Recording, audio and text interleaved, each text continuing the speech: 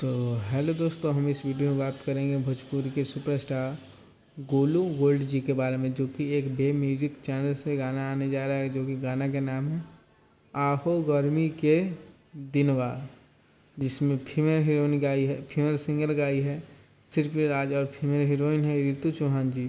और यह गाना लिखे हैं आशुतोष तिवारी जी, जो कि अभी पवन सिंह के और नीलकमल सिंह के साथ बहुत ही हिट सॉन्ग दे चुके हैं, और कल्लू जी के भी। और यह इसमें संगीत किए हैं विक्की बॉक्स जी, और निर्देशक है नवीन सिंह, और एडिटर है राजीव रवि और आर यादव, DI किए हैं रोहित सिंह। यह गाना बे म्यूजिक चैनल से रिलीज किया जाएगा, जो कि गाना का नाम है आहो गर्मी के दिनवा।